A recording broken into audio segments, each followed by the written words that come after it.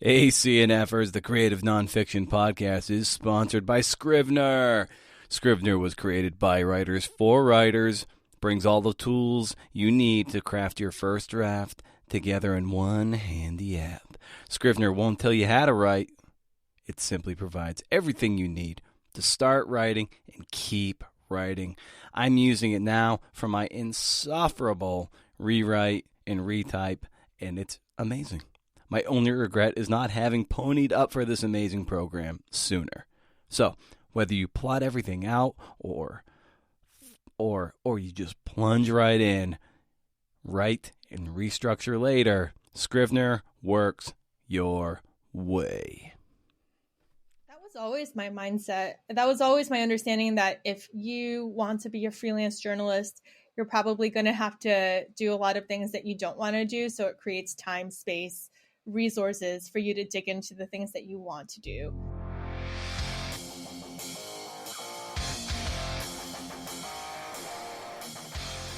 Well, I guess we're doing it. I guess we're doing the thing that we do. First, let me say something. For some reason, I'm feeling all kinds of mushy. Maybe it's because I'm in the throes of what can only be described as existential despair and depression, perhaps. I don't know. But from the bottom, middle, and top of my Grinch-like heart, I want to say thank you for listening. Some podcasters say that in the most insultingly of perfunctory ways, and I just want to say how thankful I am that you choose to spend an hour with your buddy Brendan, and as always, gracious guest. And you feel free to hit that fast forward 10 or 15 seconds, but I'd encourage you to stick around. That's what this part is. This is the personal part of the show. Oh, the show, by the way, is the Creative Nonfiction Podcast show where I speak to badass people about the art and craft of telling true stories. Today's guest is Wudan Yan. She is a Seattle-based freelance writer and co-host of the Writers Co-op podcast, a business podcast for writers. Subscribe wherever you get your podcasts. Subscribe to mine too, man. I mean, shoot. It's what we do. Also, subscribe to Casualty of Words, my writing podcast for people in a hurry. I publish about 5 a week, usually Monday to Friday, and they're all under 2 minutes, give or take. Head over to BrendanO'Mara.com for show notes and to subscribe to the monthly newsletter where I give away books, I give writing and reading recommendations, and what you might have missed from the world of the podcast. First of the month, no spam. Can't beat it. And I was debating whether to go through, I have just some things I felt like saying. There's sometimes things spew out, and I'm like, should I read that in the intro? Do I even want to weigh down the listeners with what other bullshit is on my mind? And I was like, well, whatever, what the hell. Oftentimes I delete it, but this time I'm just going to run with it. Take it or leave it. I'm just going to say it. In any case, this is the final podcast of my 30s. I get a clean new decade through which to chart this life. It hasn't exactly been what I hoped for when I was younger, back before the weight of the world crushed my spirit, but I have to believe things will be better if and only if I take some agency and don't hide behind meaningless and menial day jobs.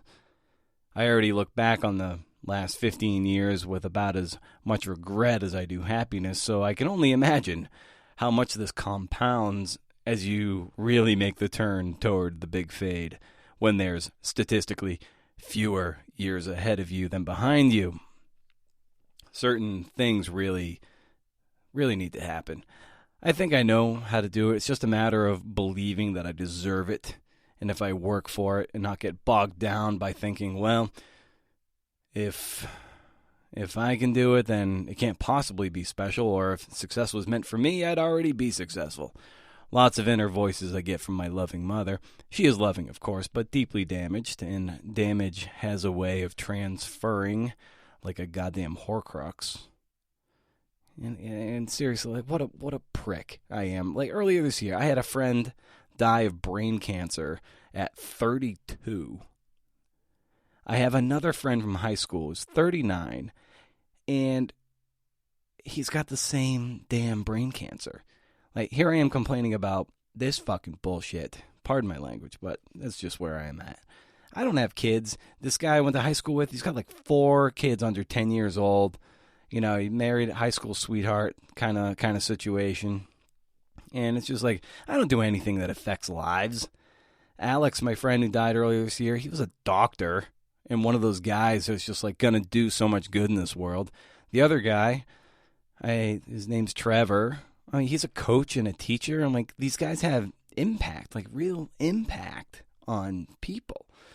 Meanwhile, I'm wondering if someone will like my damn podcast and leave a freaking review for it. You know, like, these are the things I'm measuring a life by. It's so silly. And this is the spiral to the portal of bullshit, and the guilt is compounded by my incredible privilege, and the nose of the plane just keeps tipping farther and farther down. I wish I knew how to pull the nose up to get thrust and lift and get out of this self-induced funk, and it is self-induced.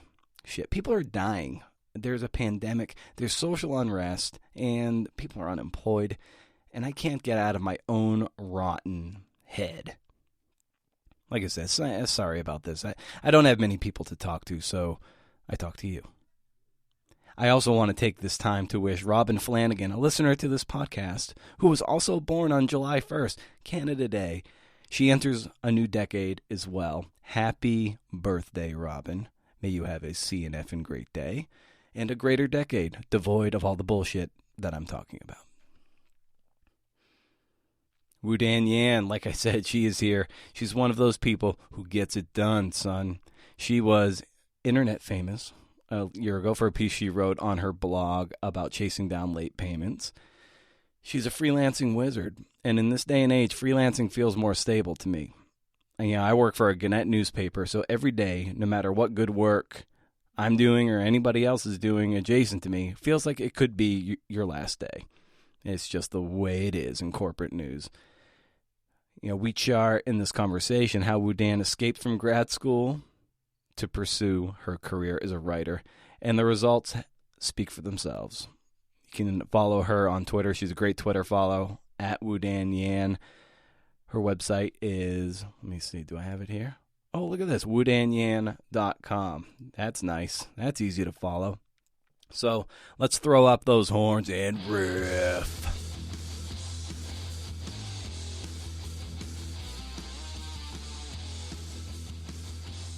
Rockers or the athletes or the bookish people? Like, who's your crew?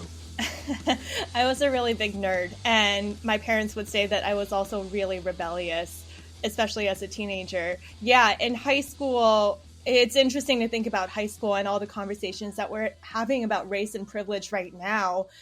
I think whether it's upbringing or parental pressure or because I wanted to be there, in part because I wanted to be there, I was taking a lot of advanced classes, AP, honors, whatever. I was on the track and field team. I did science research.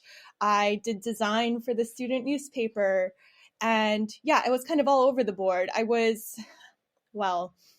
My parents and I were preparing me to be sellable, to be admitted by a university, right? Because they wanted every generation to be stronger than the next.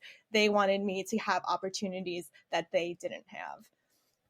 Yeah, and doesn't that always seems to push a certain generation either to be like a doctor or a lawyer, doesn't it? That's exactly the vision they basically had for me. Like, the acceptable careers that I could have gone on to take on were to be a doctor or a lawyer or work in business or consulting or finance. Writing was not ever an option that I considered, an option that was discussed. I think because it wasn't seen as economically viable or stable. And so that's another key point too, that I think a lot of people will feel the kind of the parental pressure, generational pressure from parents, because they just want what's best for you, and sometimes that feels more stable going into those professions. And then there's, also you just, you want to impress your parents, or you want to not let them down. So, talk a little bit about, your journey through undergrad, through college, where you were on a certain path and then diverged. Like, that must have been a tough moment for you. It's interesting to think about that question because, first of all, I went to Brown University for undergrad. And for people unfamiliar with Brown, they are a liberal arts college, and there's also no fixed curriculum. It is really choose your own adventure. So when I was in high school, I took a few years and dedicated it to studying a computer science program. And meanwhile, I was really interested in biology and medicine. So when I sent in my application, I wanted to concentrate in computational biology. That quickly changed when I realized I couldn't sit in a computer lab for about 5 hours a day and code. And so I decided to study biochemistry instead, which was a slight pivot. And I thought that was a good move because I would still be taking the classes if I wanted to go on to med school or something else. So all throughout college, I'd say I was doing everything right to put myself on a medical path or an academic path. And then of course there must have been some sort of an itch or a moment where you're like, this isn't quite right for me. So what was that inflection point? Yeah, it's interesting that you're going so far back. So the first inflection point was, I think, in my mind, to appease my parents, or because I thought it was a well-defined path, the path of least resistance, I decided to go to med school. Now, this is the summer between junior and senior year of college. I was interning in Boston, and I was scheduled to take the MCAT, the standardized test to apply for med school. And it really wasn't. It was not inspiring me. And I remember sitting in my dorm. My internship basically put us all in dorms. And I was on the phone with my mom, and I just told her that I wasn't going to take the MCAT in a few weeks. And I think that was kind of scary. She was quiet for a moment, and she goes, "Well, what are you going to do instead?" So that I think that was turning point number one. And I said, well, like, I still have the classes. I think, I'm doing the summer of research. Maybe I'll go for my PhD. And who are you reading at the time that is starting to create this idea virus that you might want to, have a more, artistic career, a career in words? What were those seeds, and maybe when were they planted? Oh gosh, I was not reading that much in college. So fast forward a few years, I graduated college. I took a gap year as a research assistant. I was applying for PhDs. I survived taking the GREs, and I wanted to do my doctoral degree in cancer biology. So I applied. I got into a bunch of places. I chose to go to Sloan Kettering in New York City, which is pretty world renowned for its cancer treatment and also cancer research. And it was, very quickly into that period that I started branching out. I was reading a lot of articles on The New Yorker. I was reading narrative nonfiction in Harper's. I can't really point to a lot of specific books, but I will say I was about, I want to say, 9 months into my PhD, and I went to the World Science Festival. And this was with somebody who I had just started dating. He was like, let's go do something on the weekend. Let's go to this talk. And it was about science and story. And I think that was the first time I realized that science writing wasn't just a hobby, it was actually a career path. And I was really, really super intrigued. I was intrigued because it was a way to keep science in my life, but not to be immersed in it. And I think from my time in grad school so far, that I kind of had an inkling that maybe it wasn't something I wanted to do full time, not even for like a concentrated 5 or 6 years. At what point do you realize that you have a knack not only for understanding complex, biological systems and other biologically derived esoterica, and to be able to digest that into something that's readable, than digestible for a reader in this case? That's a interesting question too. So when I was plotting my escape from grad school, I basically was testing myself to see whether or not that this writing thing was actually something that I liked. So I started a blog. I think it's still active. I don't actually remember what the URL is. But I just started practicing that science communication. I would go, once or twice a week into one of the top science journals, find a study I found interesting, and like try my hand at translating it for a lay audience without the help of an editor, right? So that was for me, honestly. It was, do I enjoy this? And do I want to be a writer, right? Like I had taken creative nonfiction classes in college, but I didn't really, this was a new version of me. Like I was a few years older, right? So I had to experiment and see if this was actually something I wanted to do. And anyone who listens to the Writers Co-op podcast or certainly follows you on Twitter knows I think you have a pragmatic, systematic approach to this, where a lot of artistic type people tend to be more on the craft side of things. I think you have a really methodical way about going about it, which is why you're successful, why Jenny's successful at what you guys do. So at that point, you've got the bug. You're like, this is it. So what was the next logical step for you as you started to pave your own road? I was trying to figure out if I should go to a writing program because, a few classes in college and having written for my high school newspaper was not going to cut it. And I was planning to escape from grad school, or I was thinking, like, should I finish my PhD and start writing, or could I write and do my PhD in parallel? There were a lot of open questions about that. I think I was not in the right lab for me at that time. And I also started talking to other journalists who I admired and were doing the type of work that I wanted to, who were a few years ahead of me, to talk about unconventional ways that they got into journalism. And, I was doing that because I couldn't see myself going to graduate school. Going back to your point of me being a pretty practical person, being in a PhD program means that I don't have to pay to go to school. They are paying me with government grants to be there. And, my financial privilege in life is that my parents worked incredibly hard to put me and my sibling through college, right? So I had no debt.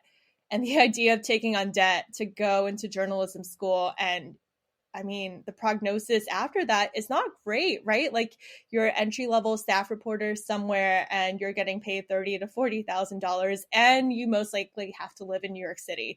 That was really uninteresting to me. And I wanted to know if there was a workaround. So yeah, I started talking to a lot of reporters who basically suggested, keep writing, keep doing your own blogs to convince yourself until you are convinced that you want to write, and then write to publications that you really admire and see if they might have a spot for an internship, for fact checking, for copy editing, basically anything for me to get a seat at the table. And what would you say were some early growing pains you experienced? Well, the first day of my internship, so I took that approach, I should say. I emailed a lot of people quite nervously, full of imposter syndrome. And I asked that very question. Nautilus magazine took me on as an intern. That was my first internship. And the first day, I was given this 2,000 something word story to fact check. And little did I know that fact checking meant that I had to pick up the phone and call a stranger and ask them some questions. It seems really basic now because I still work as a fact checker, but it was really terrifying in that moment of like, what? Calling a stranger? What am I doing? So that was the first growing pain. The second one was really knowing that I wanted to write. I had no clips. I had to build up this clip database and I didn't really know how to pitch. I really had to learn that like things I found cool from the perspective of a scientist weren't necessarily stories or there is a new scientific study, but how do I tell this in an engaging way so that somebody would actually want to read it, right? Like I didn't have those skills yet. I will say with a few mentors at Nautilus, I was really lucky to be able to cultivate that. What about fact checking gave you an insight into reporting and the rigor that goes into doing any kind of, reported feature or even things that are shorter? Definitely. So I will first say that fact checking was a great bridge between bench research I was doing during my PhD and applying very similar skills to journalism. Fact checking allowed me to reverse engineer a story. I would be able to see the draft. I would be able to see, hopefully, our writer's annotations and see how they took little snippets of information and how all those little snippets painted a bigger picture. That is the full story. I thought that was fascinating. I think it gave me a framework to think about how to interview, what questions to ask, right? Because when I call up those sources, I am trying to ask the same question that the reporter did. It was just cool to get a glimpse into other people's writing processes. And a lot of people have said to me, oh, you'll grow out of fact checking. It's only a stepping stone. But I think I still have a lot to learn as a writer. And I think so many of my colleagues are incredible and I want to learn from them. And that's honestly the number one reason why I've continued doing it all these years. Now, maybe take us into the mud of fact checking a little bit. When you're given this piece, are you prompted with the questions to ask? Is it annotated in some way? Be like, check this, check this, check this. Here's phone numbers, whatever. Like, what does that actually look like? Well, if the writer fully annotates the story, it's going to look like a lot of it's a very busy Word document. Some writers like to share their sources in comments. Some people like to footnote it. My job as a fact checker is to check literally every single fact. It is so granular. It is very tedious and it takes a lot longer than people would think. And right now, if there's a source onto a web page, if somebody cites a scientific article, I need to read that article and make sure that what they put in the story squares with what the researchers found. I am making phone calls to people and making sure that their quotes are not taken out of context. There's no script for me I was never given a script. I've come up with my own script when I call up sources for fact checking. And I have to think about how I'm going to reverse engineer what's on the page into a question. So maybe the person will tell me the same exact thing, right? So It's a puzzle. And I think I like puzzles. I think that's why I've enjoyed science this whole time, right? It's solving a mystery, finding these missing pieces of the puzzle and putting it all together. And so you've got this internship with Nautilus. After this, what can you point to as an early win that put fuel in your tank, allowed you to feel like you were doing the right thing and paddling your oars in the right direction? I felt like I was floundering for a really long time.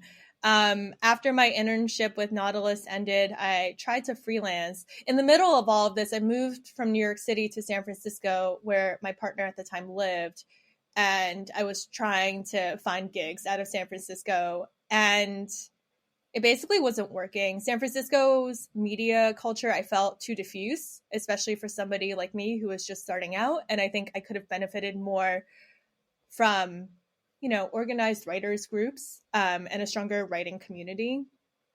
So I moved back to New York and I took a full-time tutoring job that paid me a salary, gave me benefits, basically allowed me to live in New York City. And the nice thing about tutoring is that it doesn't start until the afternoon when the kids are out of school. And that freed up my mornings for freelancing. So I was doing that for a while. And then I pitched more. I pitched a lot more. I wrote news stories. I wrote features. I still needed a place, I think, where I could really feel more confident in my writing skills. So now we're in 2015. in the spring of 2015, I applied for an internship at Nature Medicine. I think that was a really big turning point because all of a sudden I dialed way back on tutoring because the internship was basically full time. And I think if I remember correctly, I wrote like 4 features, 2 news stories, and the magazine had this like news brief section where I did anywhere from like 5 to 8 short, like 150 word summaries of stuff that was happening in the realm of science and medicine and health.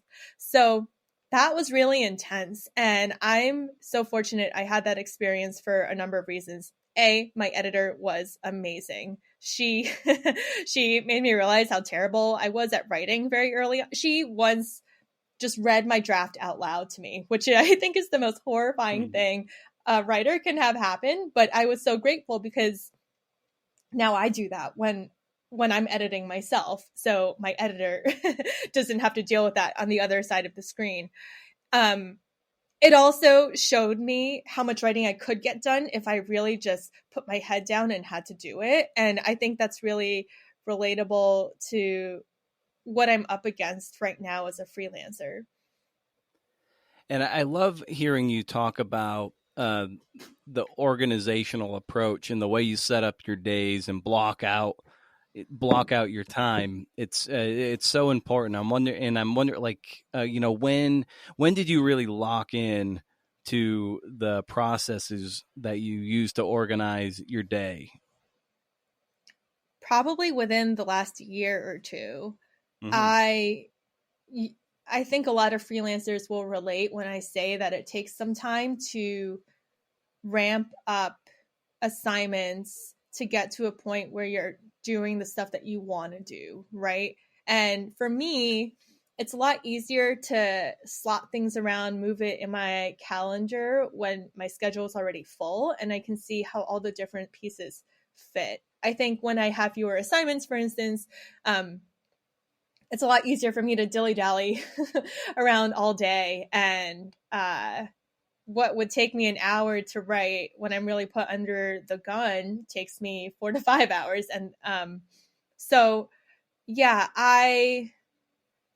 whether it was engineered because of the way tutoring and freelancing worked during that time, I have always been really, really, really good at writing first thing in the morning. And I still do that, right? Like when I have a lot of assignments, every morning I am writing 1,000 words. Usually that gets done in about 2 hours. So that's a known fact that I've just watched myself over a period of time and realized like that's the rate at which I work and I'm just going to put it in my calendar.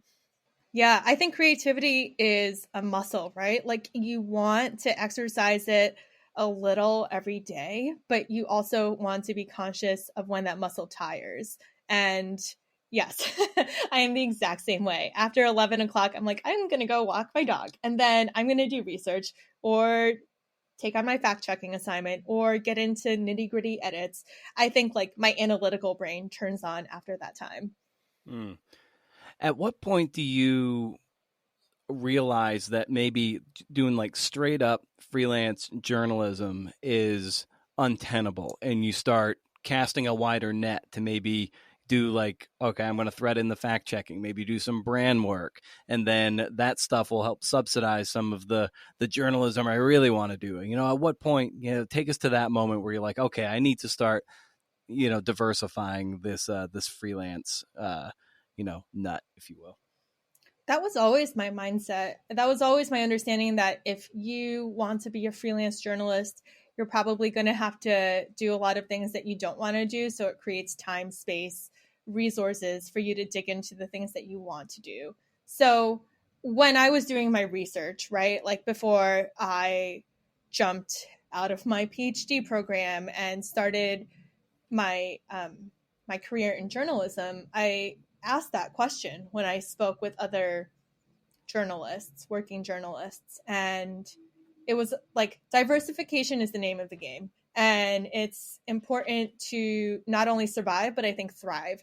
And I would say that diversity has taken on a lot of different forms, and I've done everything from copywriting, biotech writing, fact checking, definitely writing for institutional publications. And, I think as a freelance journalist, the one thing I really have to make sure is that I'm not creating additional conflicts of interest for the journalism that I want to do.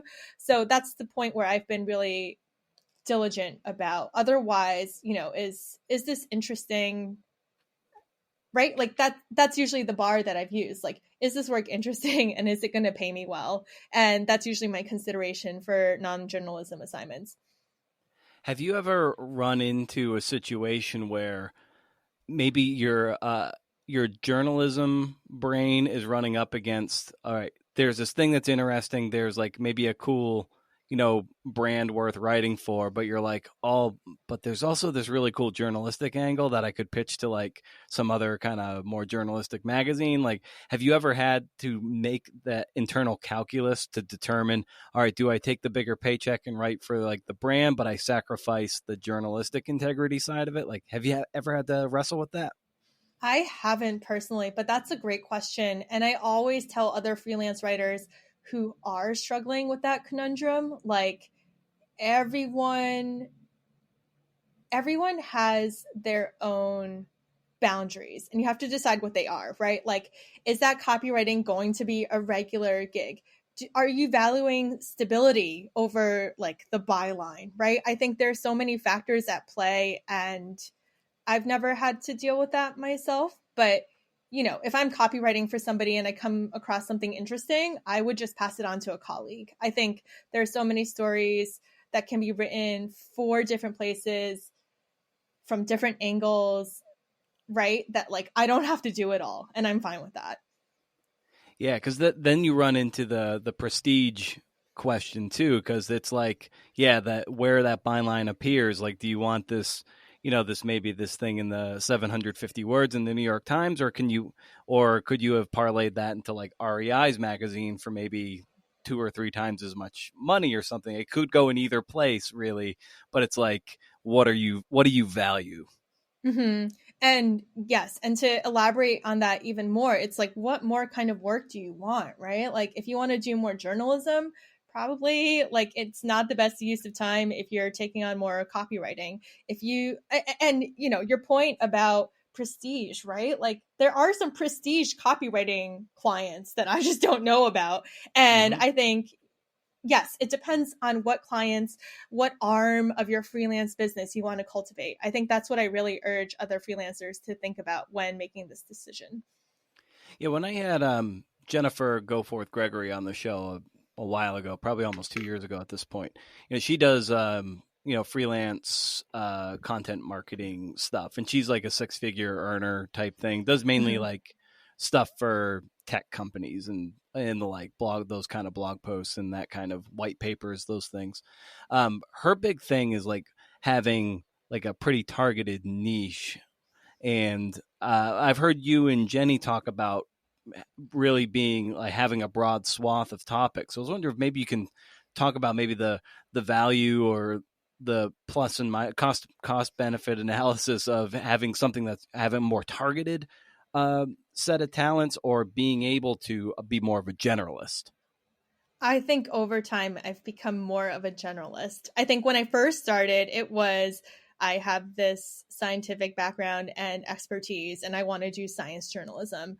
I think the more that I read, the more journalism I exposed myself to, my vision for what I wanted to do changed. And I think that's totally organic. And I think over time, I've also been grateful to have opportunities to network with people who would publish like my non-science writing that I wanted to do and branch out to.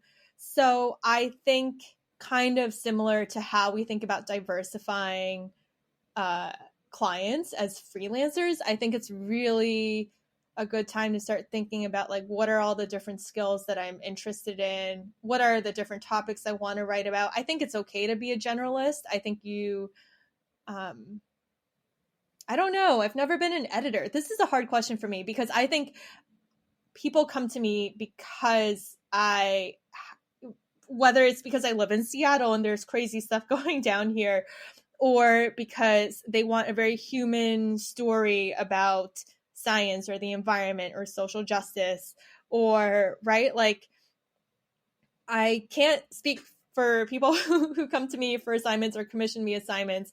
I don't know, like, if they're looking for my voice or my expertise, or the fact that I'm just there and they know that I can get something done, right? Like, I don't know what that is like, but I think there's nothing wrong with being a generalist. I think about freelancing as kind of a T, right? Like, you want to be very broad, but you want to be specific and skilled in something. And I think that skill that you really have, the depth, that's going to help you find markets that might be more profitable than just straight up journalism.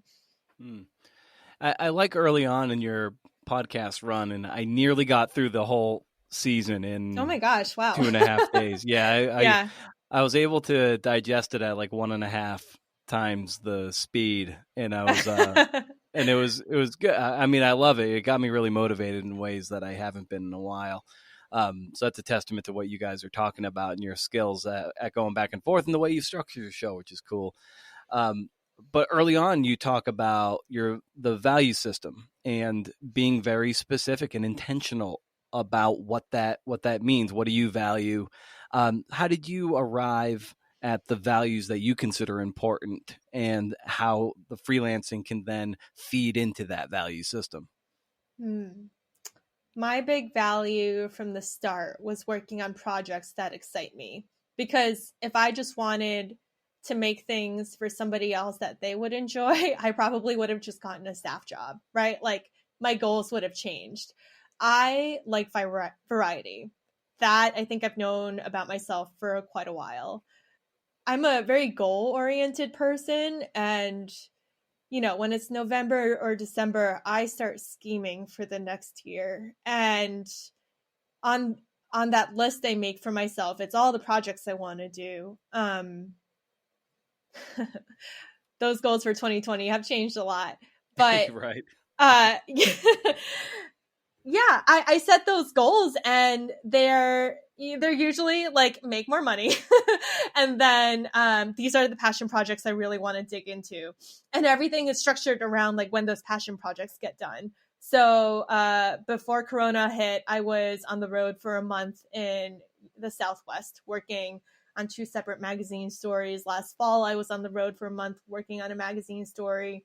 That's the stuff I really get excited about, just being out in the world, working on stuff that really matters to me and hopefully other people too, and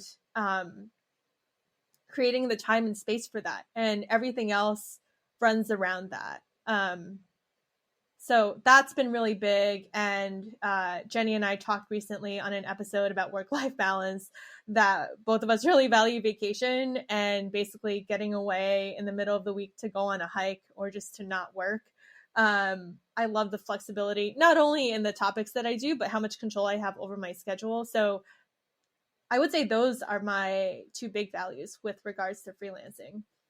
I also like how you guys talk about how, freelancing and writing itself can take different forms. And I love that you frame that and let people know that it's okay to have all these different irons and different fires, because, like I was saying earlier, you look up and see some of the people you admire, and it just feels like they're just writing 2 features a year for the New Yorker and they're just killing it.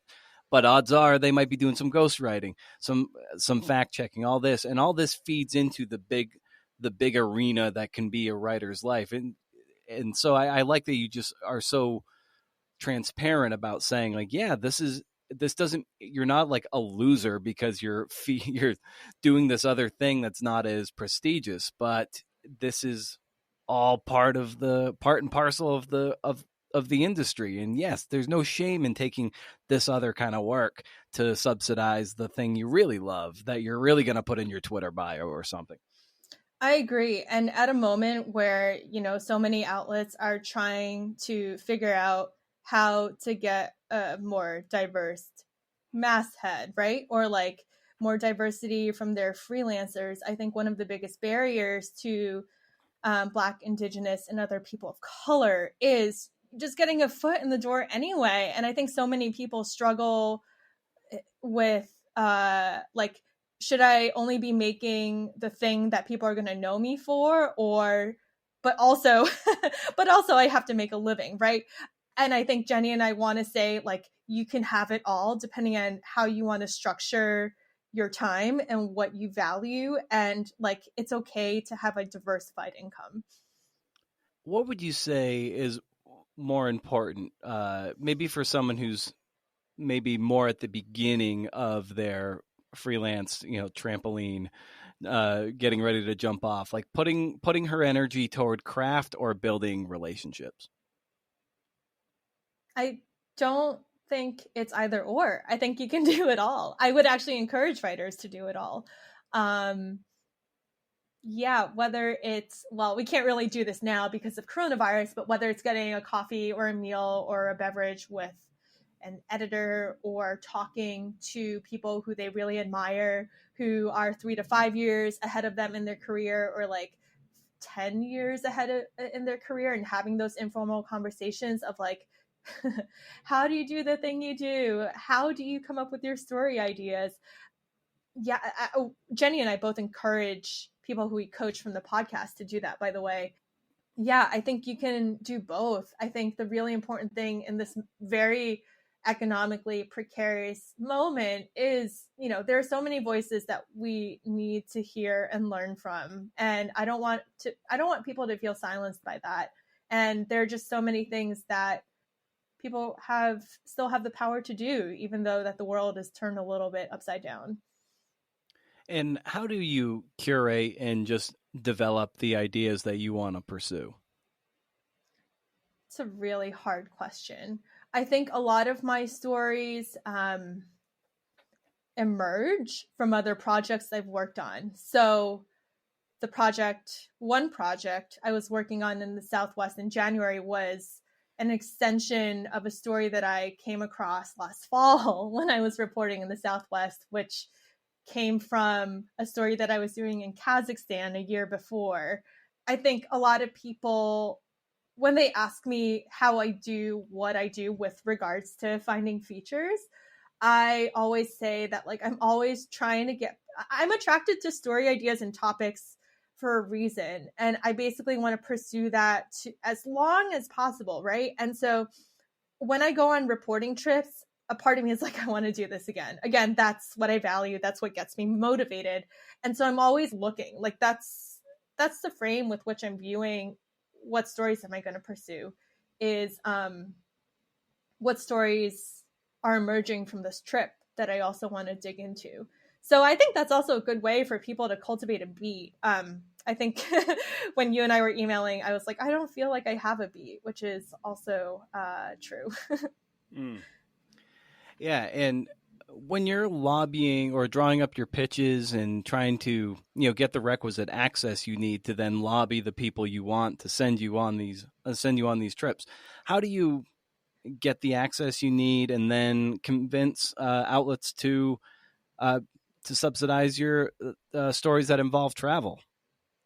A lot of the time, I don't have access confirmed yet. I think people can tell from my previous work that I've done similar work before, so that they should just trust me to pull it off. Now, I know that sounds very privileged, right? That's like the dream that a lot of freelancers want. But where I started was an editor saying, like, we want to send you to Southeast Asia, but it's our first time working with you. It's our first time working with you. We don't want to take that financial risk. So I applied for a grant, right? And I got that grant. I produced that story. And the second time I went back to that same editor and proposed an international story, he was like, yes, well, of course, right? Like, you've already proven yourself once. You've continued to prove yourself of being capable of going to places and executing on your vision and like writing the story in a compelling way that, like, yes, we will trust you to do that again and again and again. And I think I think that's important for people to cultivate their portfolio to show others what they're capable of. What were your early ambitions, and how have your ambitions changed as that ratchet has turned? My earliest ambitions were just to create work that I was proud of. And and start writing features, which is what I really wanted to do, which is why I got into this business in the first place. I still find that really fulfilling. I think this year with the coronavirus, it's really changed things. I feel like making a living as a freelancer right now is at odds with producing beautiful long-term work. That being said, I am working on, stories I reported in the field earlier this year before all these travel restrictions were to put in place. But whenever I see a beautiful feature in the New Yorker, I can't help but get a little jealous. It's like those writers have some kind of financial stability from an institution, and they have the institutional backing. So of course they have the time and space to produce something like that. I think a lot of what I'm doing now is honestly just trying to survive. And that sounds shitty, and it might sound like I've lost my vision for myself. But that being said, I think it's okay to recalibrate what we all need as writers based on the state of the world. And who knows, right? When the next time I'll be able to go on a month-long reporting trip, either to Asia, where many of my trips take me, or across the US to a lot of rural places that don't have the capacity to deal with possible coronavirus cases. So this pandemic, this moment is really begs a moment of reflection for, I think, a lot of people. And it's something that I'm thinking through for myself right now. Yeah, and you brought up jealousy, and that's something I always like unpacking on this show a bit, because it's something Go for it. Yeah, it's something I deal with. It's just in my DNA. It is sort of the toxic cesspool of which this podcast was founded, of me working through, 8 years ago when I started this thing. It was just like, all right, how can I rechannel a lot of this sort of jealous energy I have into being more celebratory? And so over the years, I think I've gotten better, but I still, of course, wrestle with it. So how do you process those feelings of competition and jealousy and turn it into something more positive and not toxic? I think I need to say that I'm not usually a very jealous person. I think generally I'm jealous when somebody produces really good, and then the first thing I do is ask, like, okay, how did they do that? Mostly because I want to know if that's replicable for myself, right? Like, did they apply for a grant? What was their business model that created the space for them to produce this beautiful piece of work? I am pretty uninterested. This is going to sound terrible, but I'm going to say it anyway. I'm really uninterested in writers who have a lot of financial privilege and can just wait like 10 months for a $5,000 paycheck for a story that they poured their heart into. Like, I am a very practical person. If they're able to do that, that's amazing. And I'm probably going to read and share the crap out of their story. But how they did it is not going to be replicable to me. It's not going to be replicable to other people unless they are in a position of financial privilege. It's really not going to be replicable for a lot of like Black, Indigenous, and other people of color, or like any other social group that's like chronically underrepresented in journalism, right? So that's the first step. And I think, that's what journalists do when they see something, right? Like, rather than judge it, like, we want to understand why people did something the way they did and how they did it. Like, we want to understand, like, we want to have that empathy. I'm not a very jealous person. I think when people have a lot of economic and financial stability, I mean, if I'm frank, I think that's true for a lot of people in this industry.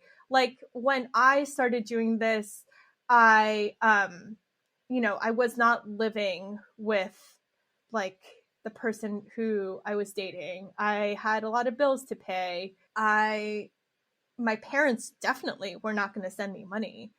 I don't have a trust fund. I don't have an apartment in New York City that was already paid for. Like, I think I really have always balanced these two things. So I think a lot of my jealousy is towards people who are more privileged. And I guess that's a shitty thing to say.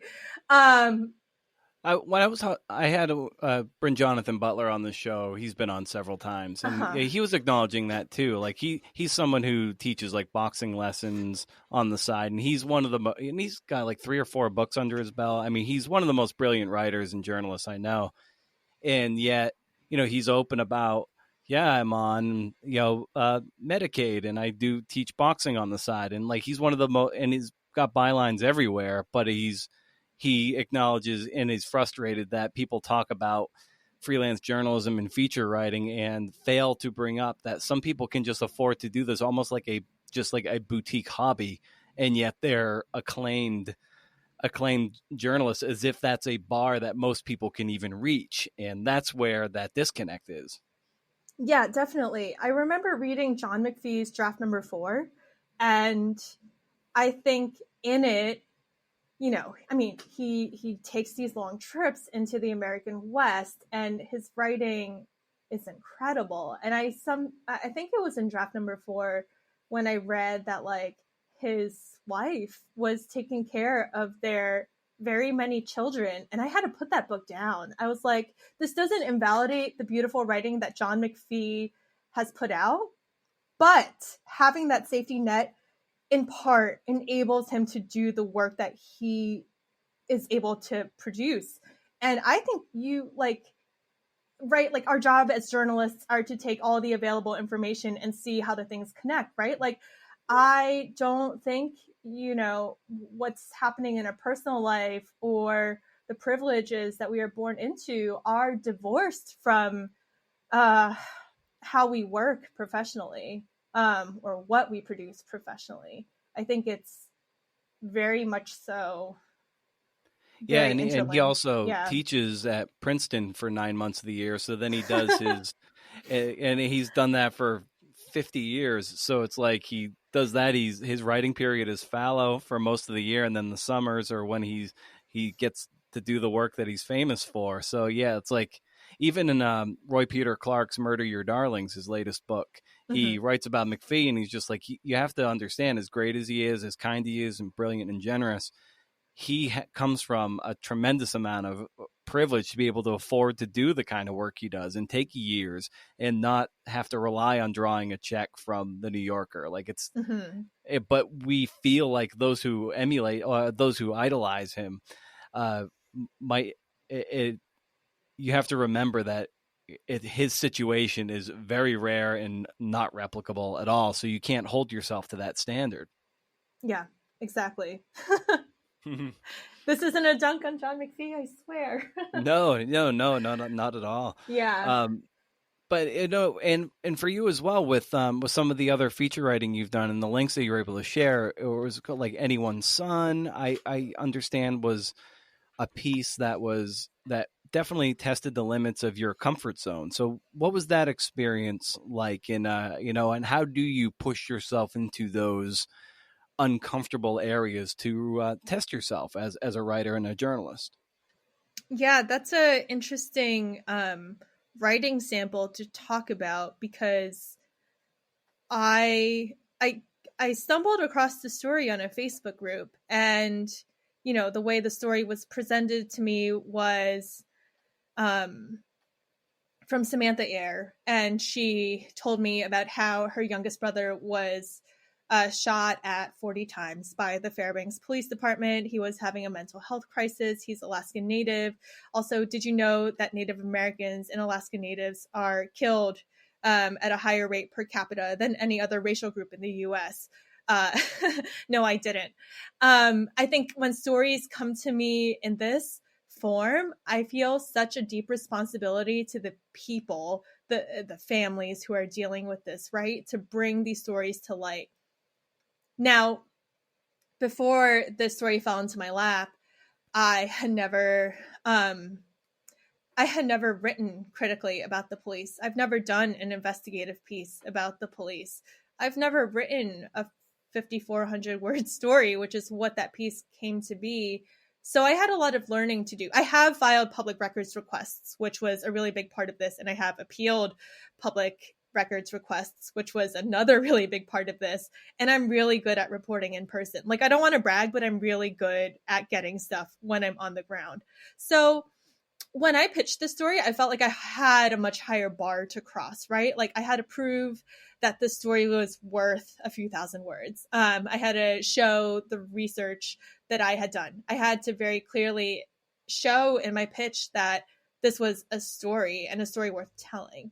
And I tell a lot of other freelance writers this too, especially people being like, well, I'm pitching a story in a topic that I've never reported on. It's outside of my usual beat. How do I do it? My answer is always do all the work to convince the editor that they can't possibly say no, right? And Yeah. I think that's what got my foot in the door. And I'm really grateful. This was published in Long Reads, and I'm really grateful for how patient my editor, Mike Dang, was in in the fight for public records mostly. I think that was the most challenging part. I think putting the story together was also challenging because there are so many layers. There's the story of Cody, the story of his family, but there's also all that history, right? That has made America the way it is. And I think it's particularly relevant as we talk about the protests against systematic racism and the Black Lives Matter movement right now. Yeah, that was a really fascinating piece to report, and I'm glad I did it. I think that's something I strive to do in a lot of stories I pitch is what skills can I develop or practice in reporting the story. I think as freelancers, especially, there's nobody telling us what direction to go. Very rarely does somebody nudge us and it's like, actually, it would be really great if you did this. It would be really great if you cultivated the skill, like investigative journalism or something that I think you'd be really good at. It's very rare for people to come in like that and hold our hand.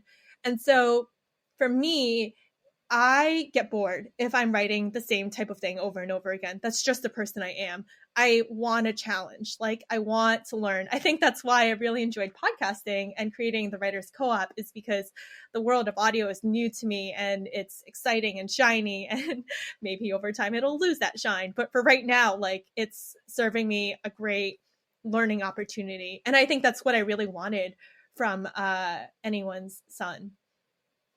Right. And, what would you say, and what can you point to that maybe you're better at today than you were 5 years ago? I'm a lot better at being authoritative in my writing.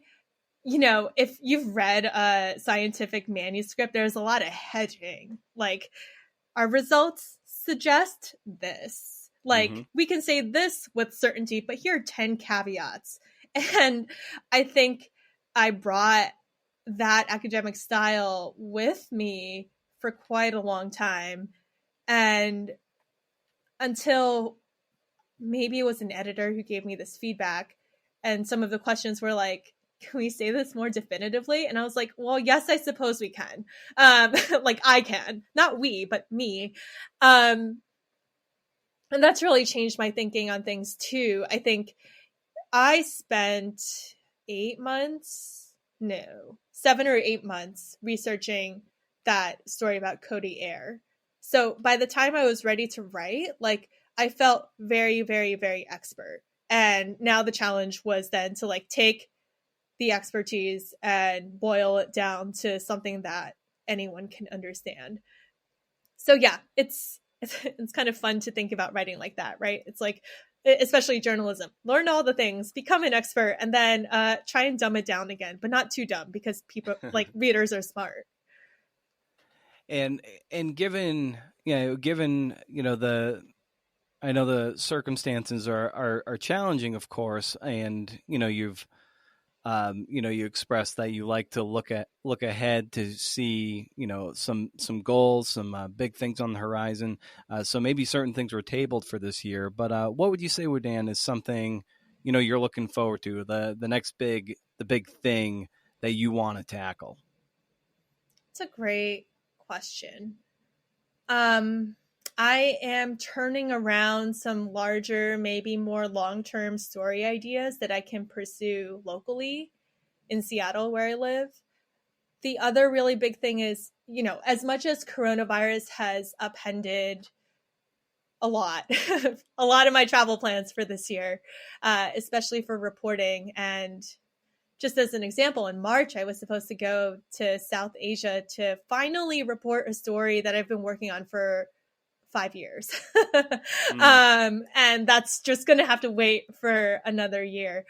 I try not to dwell too much on like the things that could have been. I will say I'm really grateful for coronavirus because it's given me dedicated time and space to create the podcast. And when else would I have that time to like basically make freelancers school? Yeah. That's been a real blessing. And Jenny and I are scheming and planning for season 2 and what to do between seasons. And it's such a fun project. And I think, again, as freelancers, it's so rare to work collaboratively on something. It's the two of us who co-host, and then we have an editor, we have an assistant, we like do events and bring on other freelancers, media lawyers. We're looking to bring on tax accountants who specialize in freelancers. We have all of these exciting things on the horizon, and I don't want to use the phrase lean in, but I am leaning into how this moment has like inspired me to pivot into journalism adjacent, but still create things that are useful for other people. I think, right? Like as journalists, we want to produce work that other people use. And or for the longest time I was like, nobody reads my stuff. Who's going to read it unless like they really do some digging, which is classic imposter syndrome. But to create a podcast, right, that like is useful not only for freelancers who are 2 or 3 years into it, but all the folks in media who are getting furloughed or laid off because journalism is kind of in a state of decline, right? Like we already have created this resource. This is the resource both Jenny and I wanted when we started out freelancing. This is the stuff that like nobody told us, but we wanted to know. And now we get to make it for somebody else. So I think that's really incredible. And I'm super grateful for the time and space and also money. Yes. That has allowed us to do the work that we're able to do. There's sometimes a tendency to want to, especially when you have some hard-won advice or hard-won knowledge that you want to like hold on to it. What was it about you and Jenny that you actually wanted to go the other way and have a more abundant mindset versus a scarcity mindset? Well, it was the idea for the podcast came last fall, and I was in the middle of the desert.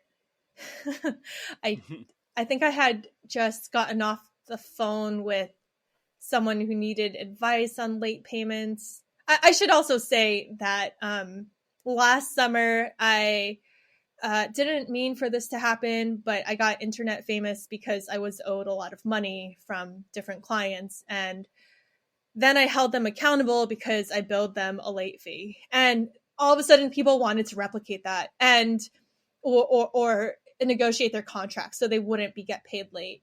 And Jenny and I talk about this all the time. I mean, both of us live in Seattle. That's how we met. And I think people both asked us like a ton of advice about freelancing, and we both felt like broken records on very specific things, right? And our vision for the podcast was really, can we just record this once and have it live somewhere and send people there, right? Like when they're looking for advice, rather than us repeating ourselves for the 100th time. Not that we don't love talking about it, right? Because we have a whole podcast about it, but like, hello, this is a resource that it's an audio handbook. So yeah, I really believe in empowering freelancers. I don't think there's a scarcity mindset, even though publishers are not taking that much freelance. I think every individual is so unique, brings their life story and perspective and communities shaping them. And we all have expertise in different things that we can tap into that can make our pitch stand apart from the next person's, etc. Even when people ask me about like anchor clients, I'm like, well, what do you like? Like, what would you want to specialize in? The answer is different for everyone. And so, yeah, I don't think there's a shortage of work. I think it's just really a matter of taking initiative and knowing what your options are and having a framework to think about what your options are. Nice. And where can people get more familiar with your work, Wudan, and find you online? I have a portfolio. It's wudanyan.com. And I'm also on Twitter at wudanyan. Very nice. Yeah, and the podcast is the Writers Co-op, and logo's TWC. It's it's such a great resource, and it's a great act of generosity that you and Jenny have done by starting that. So so thanks for that. Yeah, thank you. Thanks for also listening to it. Wudan, thank you so much for carving out the time and doing this. This was a pleasure to get to talk to you, and I think you've offered like so many tremendous insights for listeners to take and run, and hopefully just gobble up all your work and subscribe to your podcast, and and rise the tides, right? For sure. Thanks for having me, Brendan. I appreciate it.